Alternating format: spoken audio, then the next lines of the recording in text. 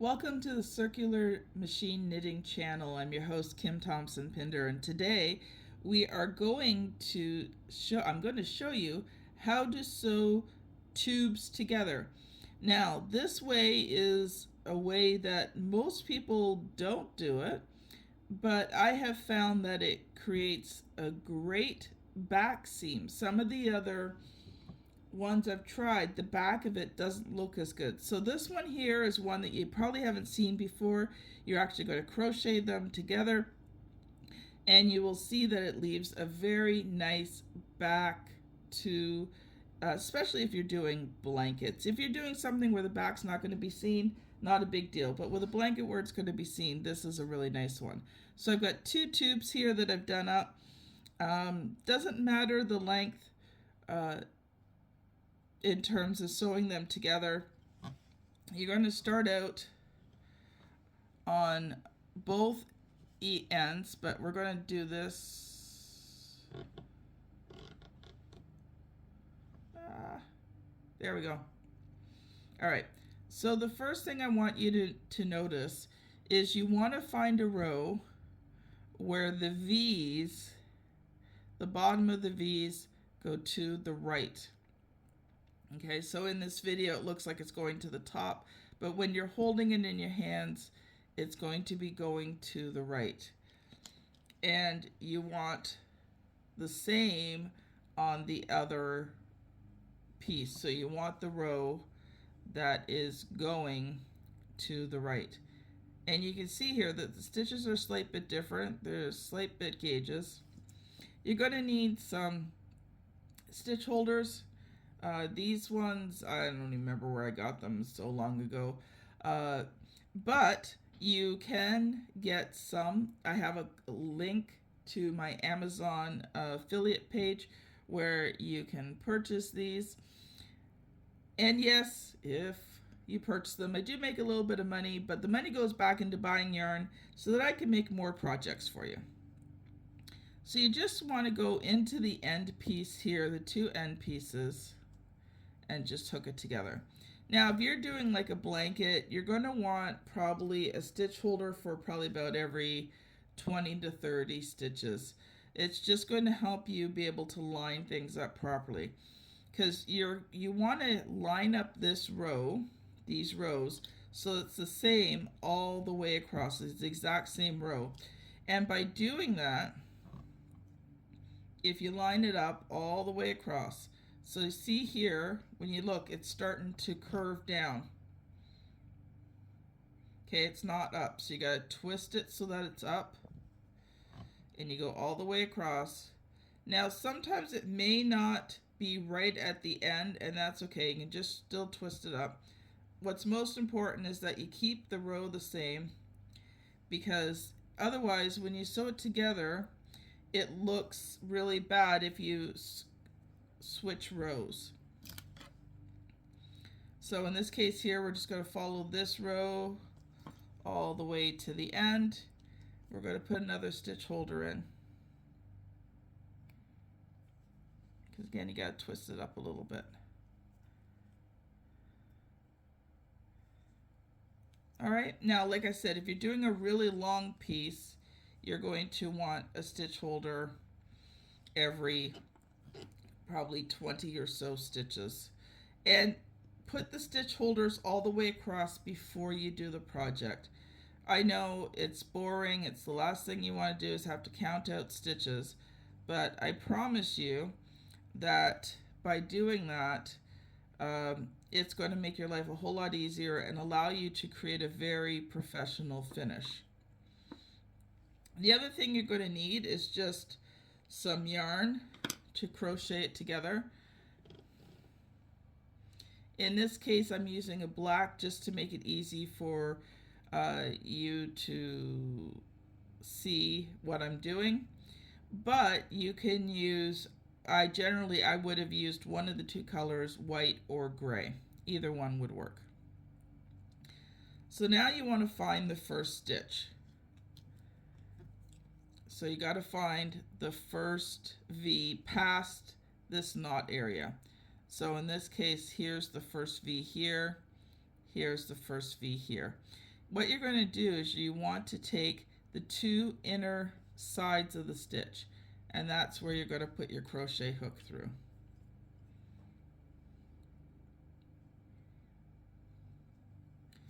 Now, I learned how to crochet from my mom,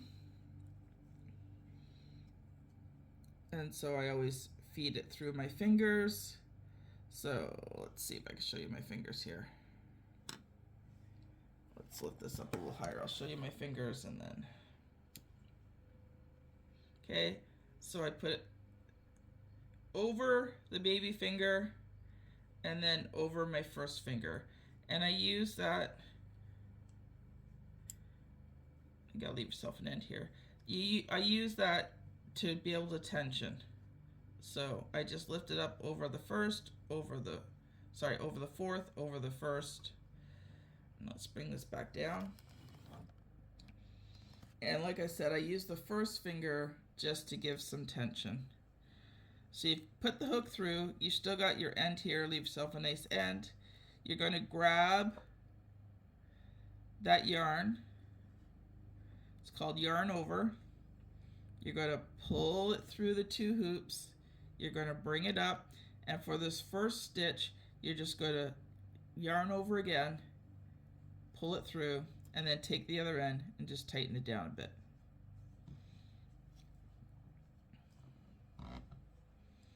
All right, so now you're going to do that with the second stitch, which is sometimes hard to see. Let's see if I can.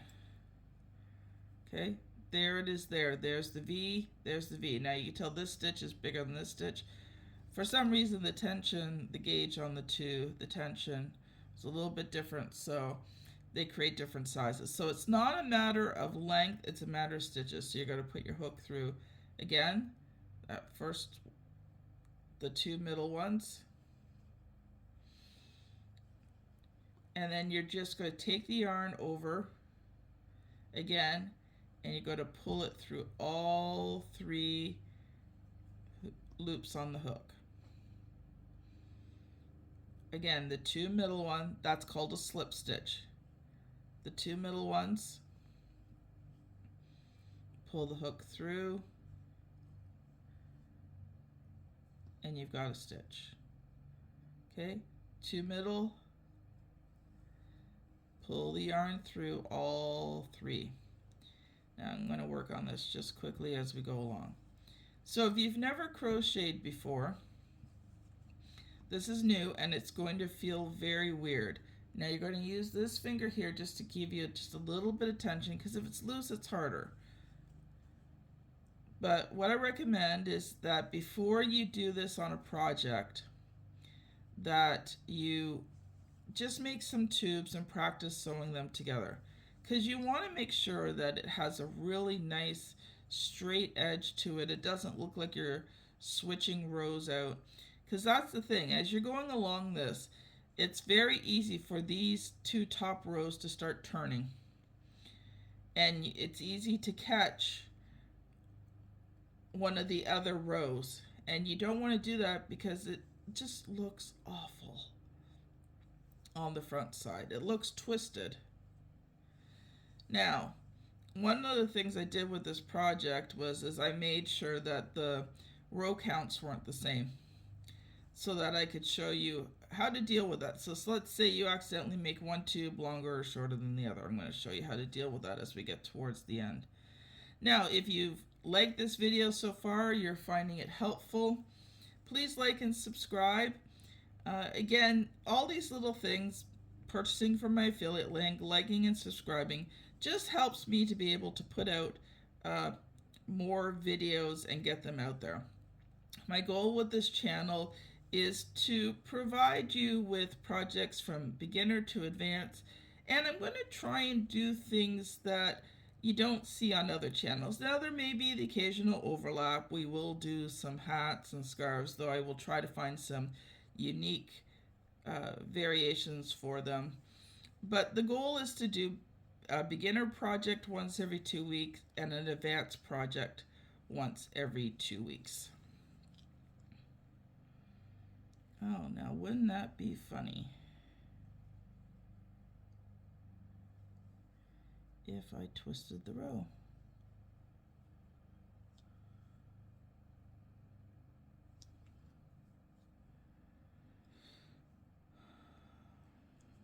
No, I don't think I did. All right.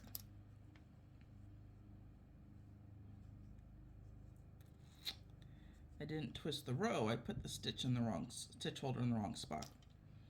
All right, so we're going to keep going along here. And yes, I occasionally do talk to myself as we go along. And part of it is that I am talking and doing at the same time. Not always the greatest combination of things. So just give me a sec here. All right, so you're going to see that right now this one looks shorter. So at this point we want to count the stitches that we have left. So in this case we've got 1, 2, 3, 4, 5, 6, 7 of the white, and we've got 1, 2, 3, 4, 5. So what do you do if that happens? What you're going to do is you're going to knit 2 of the white stitches. So you're going to put the hook through the gray, hook through the white, and then come back around and hook the next stitch so that you've got 4. And then you're going to do it again because you have 2 extra stitches on here. And then you can just crochet the rest.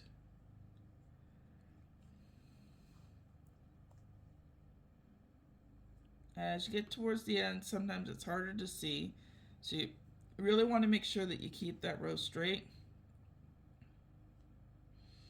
Okay, you got your last stitch here. You're going to bring it through, and then you're just going to cut your yarn. Leave a nice end for weaving in. And you're just going to bring it through one more time, but bring it all the way through. Cinch it shut, and you are done. All right, so this is what the back side looks like. See what I mean? It's just a nice straight line. And if it was in gray or white, it would be a lot less noticeable. It's because this is in black. But see, nice straight yarn. And look at this.